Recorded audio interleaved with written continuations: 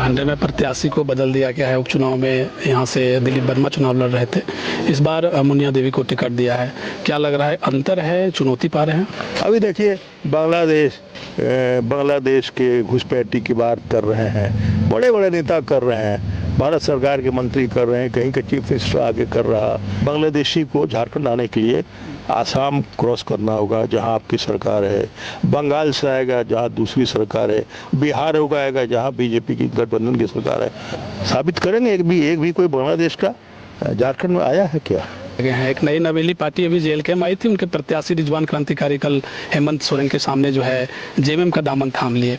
तो ये डर था क्या आप लोगों को कि भाई इनके रहने से कहीं ना कहीं वोट का आधार कटेगा और बीजेपी को इसका फायदा होगा? वो पार्टी तो रफ्तार उसकी काफी शुरू में तेज थी, लेकिन बाद में आके वो भी बीजेपी की बोली बोलने लगे। अब इतनी अच्छी योजनाएं जो मैया सम्मान योजना है, मुख्यमंत्री मैया सम्मान योजना को लेकर तो ये कहा जा रहा है कि भाई ये बस एक चुनावी जुमला है। पिछले एक बड़ा बयान निकल कर आया सीता सोरेन को लेकर के, तो क्या राजनीति में इस तरह के जो बयान है वो आम लोगों को किस तरीके का ठेस पहुंचाने का प्रयास होता है? क्या ये सब बयान जरूरी है राजनीति में देना कि भाई अपना एक लाइमलाइट के लिए आप इस तरह के बयान देते हैं? देखिए, कहा गया कि भाई शिलान्यास खूब हुए, जमीन स्तर पर काम नहीं। जब ठीक कुछ दिन पहले ही कल्पना सोरेन ने उनका शिलान्यास किया था, तो क्या सिर्फ शिलान्यास चुनाव में अपने आप को भुनाने का एक और ये लोगों को बताने का कि भाई हम काम कर रहे हैं लेकिन धरातल पर काम नहीं दिखता, ये बीजेपी आरोप लगा? कोई ऐसा दो काम आप बताइए जो गांडे के लोगों को आप सीधा एक संदेश के तौर पर या आश्वस्त करेंगे कि भाई ये काम हम करने जा रहे हैं। देखिए,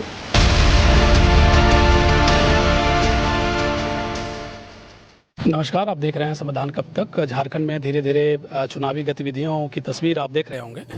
इस वक्त हम गांडे में हैं और हमारे साथ राज्यसभा सांसद सरफराज साहब हैं। माहौल क्या पा रहे हैं, देख रहे हैं आप, गांडे विधानसभा का दौरा कर रहे हैं, जनसंपर्क अभियान चला रहे हैं, कैसा माहौल पा रहे हैं? आप खुद देखिए माहौल कैसा है। दूसरा कहीं है? कहीं पर नहीं है। चुनाव है, अब लोग खड़े होते हैं, बहुत सी पार्टियां खड़ी होती हैं, कुछ निर्दलीय लोग भी खड़े होते हैं, कुछ छोटी पार्टियों से, कुछ बड़ी पार्टियों से, लेकिन कुल मिलाकर झारखंड में पुनः हेमंत सोरेन के नेतृत्व की सरकार गठबंधन की ही बनेगी। घाटे में प्रत्याशी को बदल दिया गया है। उपचुनाव में यहाँ से दिलीप वर्मा चुनाव लड़ रहे थे, इस बार मुनिया देवी को टिकट दिया है। क्या लग रहा है, अंतर है, चुनौती पा रहे हैं? आप बात कर रहे हैं बीजेपी की? जी, बीजेपी की बात। अच्छा, मैं घबरा गया, हमारे पार्टी का कैंडिडेट बदला? नहीं, हमारे तो पार्टी की वही कैंडिडेट है जो पहले थी 3 महीना 4 महीना पहले, और वही लड़ रही हैं चुनाव निश्चित रूप से। अब बीजेपी वालों ने कैंडिडेट बदला है, ये उनका अंदरूनी मामला है, उस पर हम लोग क्या टिप्पणी करें। हमने ज़रूरत समझते हैं ये उनके पार्टी का निर्णय है, किसको लड़ाए नहीं लड़ाए, और फिर फाइनल डिसीजन तो वोटर करता है। फैसला जो मतदाता है वही करता है, किसको जिताए कि हराए। उसमें मेरा कुछ रोल नहीं है, हम लोग की पार्टी का कोई रोल नहीं है। अब ग्राउंड रिपोर्ट पर जब हम जा रहे थे तो कई लोग कह रहे हैं कि भाई यहाँ समीकरण का बहुत बड़ा खेल है, विशेष करके अगर इंडिया अलायंस की बात करें तो एक माइनॉरिटी है, एक आदिवासी वर्ग है, उसका समीकरण कुछ ऐसा है कि बहुत चुनौती देता है। तो समीकरण कुछ अल्पसंख्यकों को लेकर के जो विपक्ष है या और भी लोग हैं, और भी पार्टियाँ यहाँ पर हैं जो ये प्रयास कर रही हैं कि भाई सेंध लगाने का प्रयास हो, जो पहले से ही होता रहा है। आपको लग रहा है सेंध लगने जा रहा है इस बार? ये सवाल हम आपके गिरिडीह सदर विधायक से भी पूछे। देखिए, समीकरण के हिसाब से तो चुनाव निश्चित रूप से होते हैं, हमेशा हुए हैं और फिर होते रहेंगे। अब जिसको जो सूट करता है अपनी बातें रखता है। ऐसा आपको लगता है कि जेएमएम को मुस्लिम और ट्राइबल के अलावा वोट नहीं मिलता है क्या? मिलता है।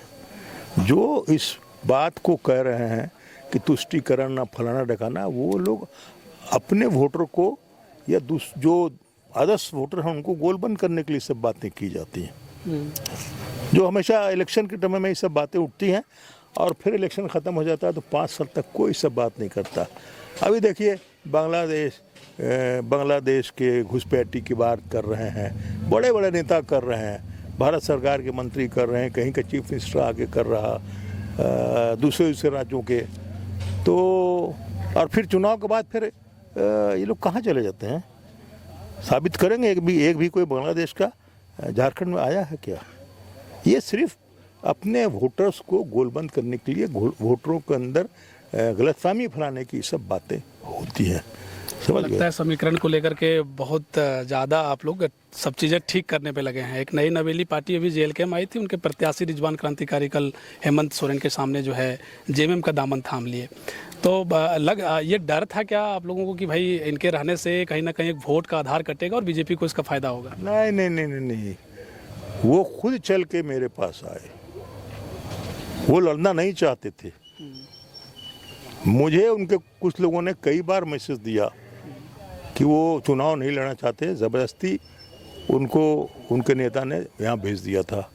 वो टिकट टुंडी से चाह रहे थे, जो मुझे जानकारी है। और जहाँ तक जेएलपीए की बात जो आप बोल रहे हैं ना, वो पार्टी तो रफ्तार उसकी काफ़ी शुरू में तेज़ थी, लेकिन बाद में आके वो भी बीजेपी की बोली बोलने लगे। मैंने पकड़ लिया कि कहाँ से, और जो वितरण उन्होंने टिकट का किया है इसका लाभ किसको दिलाने की कोशिश की थी उन्होंने।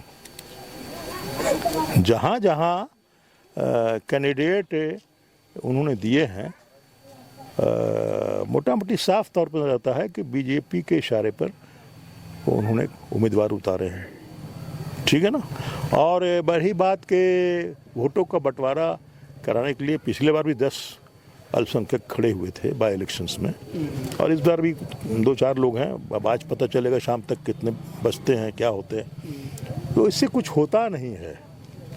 वो जो पिछले बार के उम्मीदवार थे जिनको बीजेपी ने खड़ा कराया था, पीछे से मदद भी की थी, फाइनेंस कराया था, वो सब, तो उनको कितना वोट आया? कोई 500 में निपटे, कोई 1000 में निपटे, आपने देखा होगा।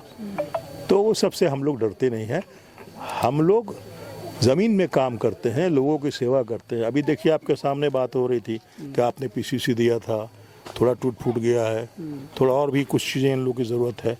तो हम लोग उसी जो इनकी यहाँ की दिक्कतें होती हैं उस लाइन पे काम करते हुए आगे हम लोग बढ़ते हैं।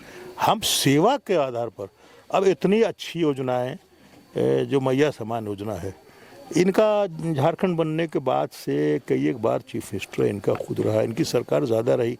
क्यों नहीं इस तरह की कोई ऐसी योजनाएं जो पब्लिक के पसंद की योजना है, जो लोगों को भलाई की। मुख्यमंत्री मैया सम्मान योजना को लेकर तो ये कहा जा रहा है कि भाई ये बस एक चुनावी जुमला है। पिछले बार भी आपसे बातचीत हुई थी कि बस अभी इस वोट खरीदने का ये प्रयास। हमको मेरी आलोचना करने के लिए आप जो चाहिए कर दीजिए, उससे कोई फ़र्क नहीं पड़ेगा। तो अभी 3 महीने का पैसा मिला है और दिसंबर में उसको 2500 किया गया है, दिसंबर में आ जाएगा। और ये योजना हमारी बंद नहीं होगी, चलती रहेगी। ये तो ओल्ड एज पेंशन की बात भी करते थे कि ये चुनावी है और वो भी बंद हो जाएगा, कि ओल्ड एज पेंशन बंद हो गया कि चल रहा है।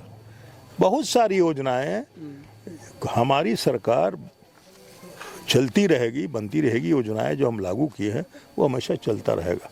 इनकी भारत सरकार है, पूरे भारत की आपकी सरकार आपके हाथ में। क्यों नहीं इसी तरह का कोई पॉपुलर योजना आपने लागू किया? आज तक कहाँ कर पा रहे हैं? एक सवाल है, जब से हम आपसे मिल रहे हैं, कई इंटरव्यूज़ आपके हमने किए हैं, और जब से हमने आपको देखा है कि कभी विवादित बयान आपके नहीं निकले, लेकिन राजनीति में अभी जो देख पा रहे हैं आसपास झारखंड का माहौल कर लें, शायद आप इसको समझ रहे होंगे कि एक बड़ा बयान निकल कर आया सीता सोरेन को लेकर के। तो क्या राजनीति में इस तरह के जो बयान हैं वो आम लोगों को किस तरीके का ठेस पहुंचाने का प्रयास होता है? क्या ये सब बयान ज़रूरी है राजनीति में देना, कि भाई अपना एक लाइमलाइट के लिए आप इस तरह के बयान देते हैं? देखिए, उन्होंने जो बयान दिया था और उसको महसूस भी किए, और बाद में उन्होंने उसके लिए क्षमा भी मांगी। तो इंसान की ज़बान से कुछ गलतियां निकल जाती है, और ये बड़प्पन है कि महसूस कर ले कि नहीं हम गलत कुछ बोल गए हैं और क्षमा मांग ले, तो ये बड़प्पन है ना। असल बात तो ये है। अब ये लोग भी बड़ा बड़ा बयान देते हैं। अब बताइए, हमारा झारखंड से बांग्लादेश को कोई बॉर्डर कहीं मिलता है क्या? किसी भी बांग्लादेशी को झारखंड आने के लिए आसाम क्रॉस करना होगा, जहां आपकी सरकार है, बंगाल से आएगा जहां दूसरी सरकार है, बिहार होगा आएगा जहां बीजेपी की गठबंधन की सरकार है। हमारा कोई डायरेक्ट ट्रेन लिंक बांग्लादेश से नहीं है, ना हमारा कोई एयर लिंक बांग्लादेश से है। तो कहाँ से घुसपैठी आ रहे हैं? अगर आ भी रहे हैं तो इंटर स्टेट किया इंटर कंट्री की तो देख रेख भारत सरकार करती है, राज्य सरकार नहीं करती। आप क्यों नहीं उनको रोके आसाम में, आप क्यों नहीं रोके बिहार में, अगर वो आए हैं तब? तो इस तरह की फाजूल बातें करने की आदत है और ये हर इलेक्शन में लोग इस तरह की बातें करते हैं और फिर इलेक्शन ख़त्म हो जाएगा तो 5 साल इस तरह की चर्चा फिर कोई नहीं करने वाला। एक सवाल है कि कहा गया कि भाई शिलान्यास खूब हुए, जमीन स्तर पर काम नहीं हुआ। डिग्री कॉलेज को लेकर के भी कई तरह की बातें हुई, जब ठीक कुछ दिन पहले ही कल्पना सोरेन ने उनका शिलान्यास किया था। तो क्या सिर्फ शिलान्यास चुनाव में अपने आप को भुनाने का एक और ये लोगों को बताने का कि भाई हम काम कर रहे हैं लेकिन धरातल पर काम नहीं दिखता, ये बीजेपी आरोप लगाती है? देखिए, बीजेपी क्या आरोप लगा रही नहीं लगा रही है मैं नहीं जानता हूँ। इनकी आदत है आरोप लगाना, इनका नेगेटिव ही अप्रोच रहता है कि कैसे किसी को क्रिटिसाइज करें। आपने तो कुछ करके दिया नहीं इतने दिन झारखंड में। मैंने गांडे में डिग्री कॉलेज कहा था, आज बिल्डिंग बनकर तैयार है। मैडम ने, कल्पना मैडम ने चुनाव के 10 दिन पहले शिलान्यास किया और आपको पता है कि चुनाव आचार संहिता लगने के बाद कोई काम आगे नहीं बढ़ सकता है, जो जहाँ पर वहीं रुक जाता है। जितने भी शिलान्यास हुए हैं, आप ही का जो बेंगाबाद से लुपी सड़क, उसमें काम स्टार्ट हुआ कि नहीं हुआ? आप घूम के देख लीजिए। जितने भी रोड चुनाव के पहले जो शिलान्यास इन्होंने किए हैं उस सब पे कहीं ना कहीं किसी तरह काम लगा हुआ। पुल पुलिया जो हमने वादे किए थे, जो करीब करीब अधिकांश तो बन गए हैं, बाकी बनने के कगार पर हैं, उसमें काम लगा हुआ। लेकिन चुनाव के 2-3 दिन पहले अगर किसी काम में आप शिलान्यास करेंगे, उसके दूसरे दिन से काम तो नहीं लग जाएगा आचार संहिता के बाद। तो इनका कहना है, कहने दीजिए, कोई फ़र्क नहीं पड़ने वाला। एक अंतिम सवाल है कि अब जो मुद्दे देख पा रहे हैं, हालांकि भाजपा कहती है कि भाई जो मैनिफेस्टो है, जो इंडिया अलायंस के मैनिफेस्टो है, महागठबंधन का जो मैनिफेस्टो रहा, उसमें सब चीज़ों को अगर दरकिनार कर दिया जाए तो मुख्यमंत्री मैया सम्मान योजना को लेकर के ज़रूर महागठबंधन लोगों के बीच जा रही है। लेकिन हमें ये बताइए कि इसके अलावा जो मुद्दे विशेष करके क्षेत्रीय मुद्दे गांडे के हैं या आपने जो पिछले 5 बरस में काम किए, उन्हीं के विकास के पैमाने पर आप लोगों के बीच जा रहे हैं, या कुछ और भी कह रहे हैं कि भाई नहीं, गांडे में अगर फिर से 5 साल हमें मौका मिलेगा तो हम कुछ और भी करने जा रहे हैं? कोई ऐसा 2 काम आप बताइए जो गांडे के लोगों को आप सीधा एक संदेश के तौर पर या आश्वस्त करेंगे कि भाई ये काम हम करने जा रहे हैं। देखिए, रोड, बिजली, पानी की जो समस्याएं हैं उसमें तो हम वचनबद्ध हैं और उसको हमेशा करते रहेंगे। बिजली का काम आज चुनाव के टाइम में भी जो अधूरे काम है उसमें काम लगा हुआ है। निश्चित रूप से जो बड़ी बड़ी समस्याएं थी, जो मेरे टाइम में जो हुआ वो हुआ, ठीक है, और जो इनके टाइम में जो शिलान्यास हुआ है, जो आगे जो इंसान की चाहत, कभी इसका कोई एंड नहीं है। आज एक काम कंप्लीट कीजिए फिर दूसरा सामने आएगा। निश्चित रूप से ह्यूमन नेचर है। तो अब विकास की जहाँ तक बात है, विकास ऐसा नहीं ना कि विकास एक बार, अब जैसे कोई रेल नई चल गई उसके बाद इसके बाद अब चलनी ही नहीं है। आप देख रहे हैं हर दिन नए अंदाज से नई ट्रेनें खुल रही हैं, वंदे भारत खुल रही हैं। पहले राजधानी खुली, डिलक्स खुली, अब वंदे भारत खुल रही है। तो विकास कभी रुकता नहीं है, चाहे किसी भी सरकार का हो। और विकास जो है लोगों की इच्छा के अनुकूल, जो उनकी ख्वाहिश होती है उसके अनुकूल जो सरकार करती है या काम करती है, आगे बढ़ाती है, वो सरकार टिकती है। आप समझ लीजिए बात। बहुत शुक्रिया सर समय देने के लिए। धन्यवाद आपके संविधान इंडिया को, बहुत बहुत धन्यवाद। ये तो हमारे साथ सरफराज साहब थे, क्या कुछ ये कह रहे थे। चुनावी दंगल में तमाम चीज़ें चल रही हैं। 20 नवंबर को यहाँ दूसरे चरण में मतदान होने हैं, 23 नवंबर को नतीजे आ जाएंगे, कौन जीता कौन हारा। शुक्रिया।